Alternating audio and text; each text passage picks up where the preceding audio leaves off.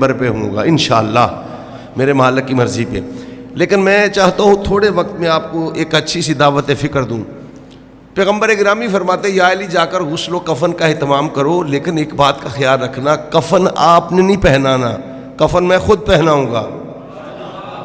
یار بڑا باذوق مزمے دار بندے میرے سامنے بیٹھے ہیں. یہ کتاب کا نام ہے الفصول المہمہ، ہمارے بھائیوں کی کتاب ہے. اس میں یہ جملے ہیں وَكَفَّنَهَا النَّبِيُّ بِقَمِيصِهِ، پیغمبر گرامی نے جناب فاطمہ بنت اسد کو اپنے کرتے کا کفن پہنایا. وَكَفَّنَهَا النَّبِيُّ بِقَمِيصِهِ، اپنے کرتے کا کفن. جب سارے بندے ذمہ دار بیٹھے ہیں، سارے قرآن کی تلاوت کرتے ہیں، قرآن پڑھتے رہتے ہیں، ایک مرتبہ مل کے صلوات پڑھ لے سارے سے بن.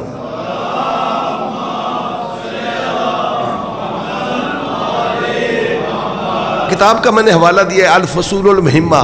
پیغمبر نے فرمایا وَكَفَّنَهَا النَّبِيُّ بِقَمِيصِهِ، پیغمبر نے اپنے کرتے کا کفن جناب فاطمہ بنت اسد کو پہنایا.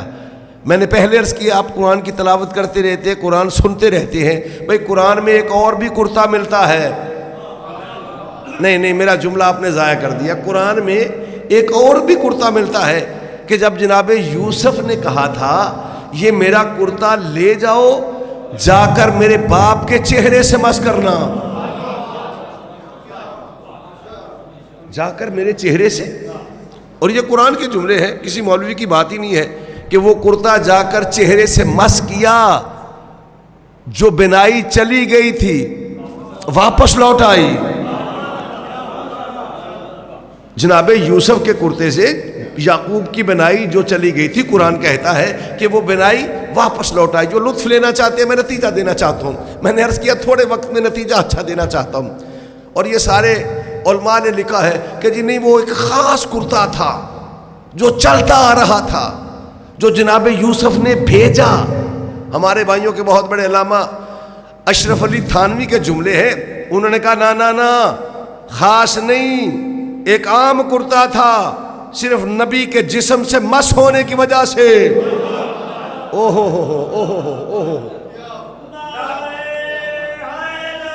یا اشرف علی تھانوی صاحب کہتے ہیں نا بالکل نہیں، خاص نہیں، ایک عام کرتا تھا. یار سارے پیغمبر کے دیوانے بیٹھے ہیں، سارے نبی کے امتی بیٹھے ہیں، سارے نبی کا کلمہ پڑھنے والے بیٹھے ہیں. بھئی عام کرتا تھا، نبی کے جسم سے مس ہونے کی وجہ سے اسے یہ مقام ملا. اور خدا کے بندو تھوڑا سا اپنی عقل پہ بوجھ ڈالا کرو، تھوڑا سا سوچا کرو. اے یوسف نبی ہمارے نبی کا امتی ہے. یار جنہیں سمجھ آئے میری تائید فرمانا. یوسف نبی، قرآن کی آیت پڑھوں گا پھر نتیجہ دوں گا. اللہ نے قرآن میں ارشاد فرما دیا وَإِذَا أَخَذَ اللَّهُ مِيثَاقَ النَّبِيِّينَ، اس قرآن کی آیت کے مطابق ایک دو نہیں، سارے نبی میرے نبی کے امتی ہیں. ایک دو نہیں، سارے میرے نبی کے امتی. یوسف میرے نبی کا امتی ہے. قبلہ یہی دعوت فکر دینا چاہتا ہوں. اور اگر یوسف کا کرتا باپ کی بنائی پلٹا سکتا ہے تو کیا سید الانبیاء کا کرتا بی بی کی بخشش کا ضامن نہیں بن سکتا؟ سید اللہ یا حیدری. اچھا، پیغمبر گرامی نے 4 صحابہ کو حکم دیا کہ جا کر جنت البقیع میں میری ماں کی قبر بناؤ. سمجھ آ رہی ہے میری بات کی؟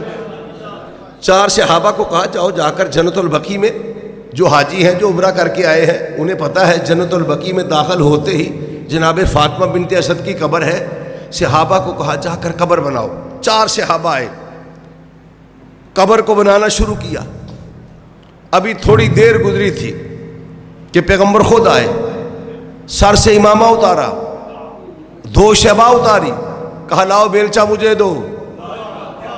اوئے ہوئے ہوئے، یہ ہے عظمت جناب فاطمہ بنت اسد کی. لاؤ بیلچہ مجھے دو، میں اپنی ماں کی قبر خود بناتا ہوں.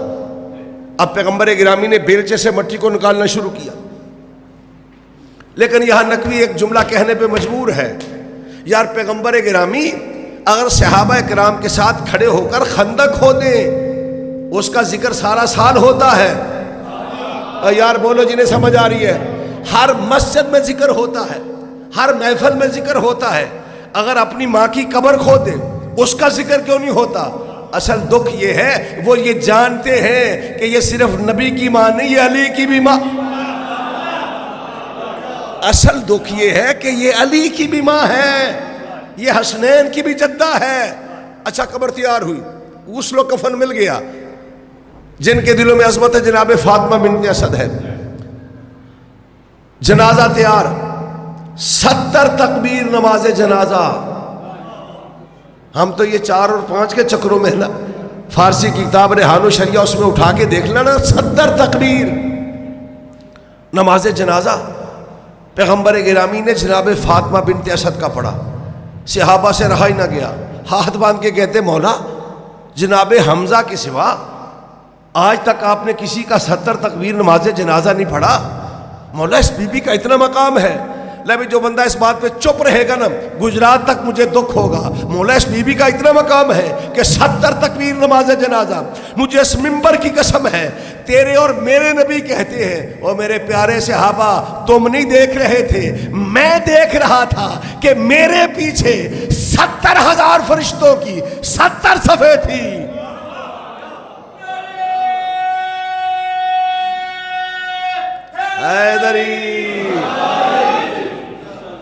میرے پیچھے 70,000 فرشتوں کی 70 صفیں.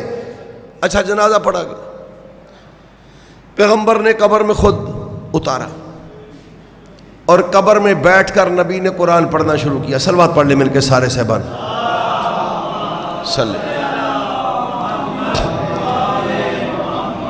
قبر میں بیٹھ کر نبی نے, لو آپ کو لطف دینے کے لیے ایک جملہ دینے لگا ہوں, میں کہتا ہوں قرآن ناطق نے قرآن صامت پڑھا.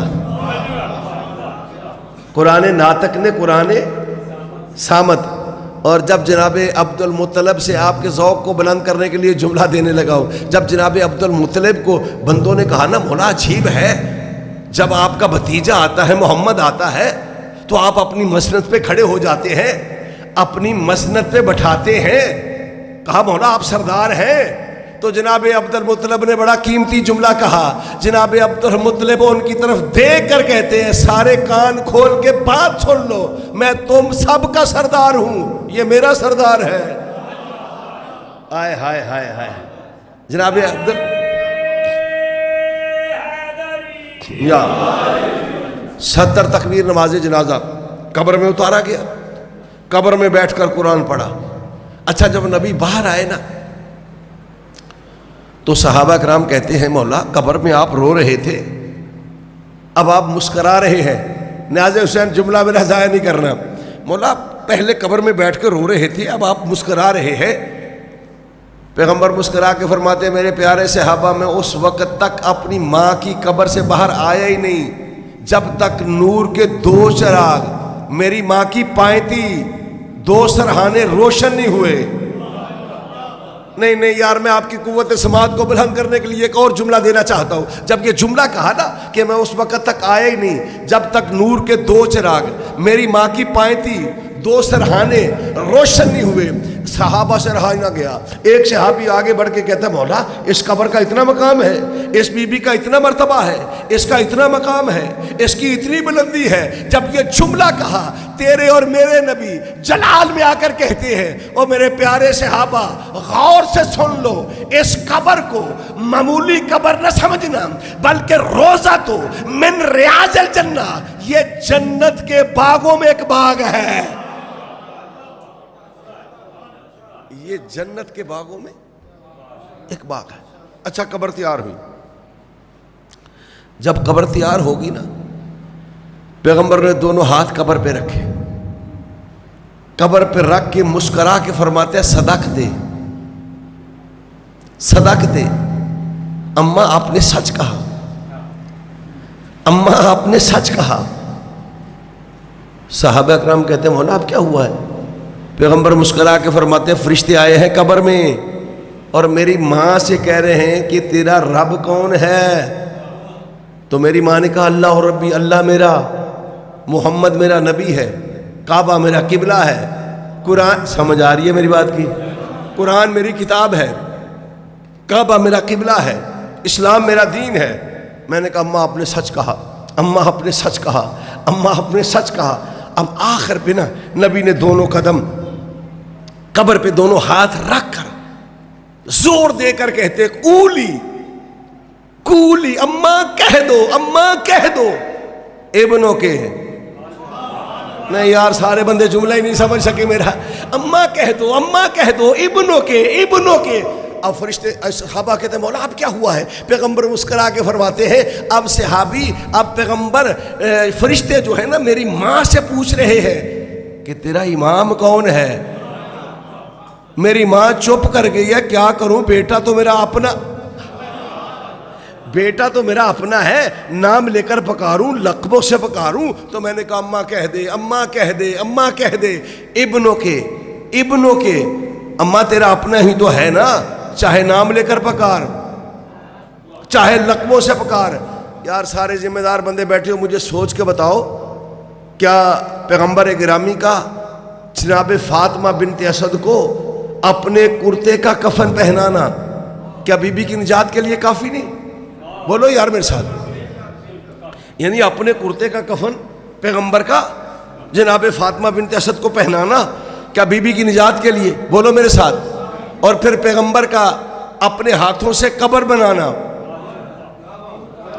کیا بی بی کی نجات کے لیے؟ میرے ہاں میں ہاں ملانی ہے، نجات کے لیے کافی نہیں؟ اور پھر پیغمبر کا 70 تکبیر نماز جنازہ بی بی کی نجات کے لیے کافی نہیں ہے؟ اور پھر قبر میں بیٹھ کر قرآن پڑھنا کیا بی بی کی نجات کے لیے کافی نہیں ہے؟ توحید کا اقرار، نبوت کا اقرار. یہ آخر پہ زور دے کے کیوں کہا کہ ابنوں کے، ابنوں کے.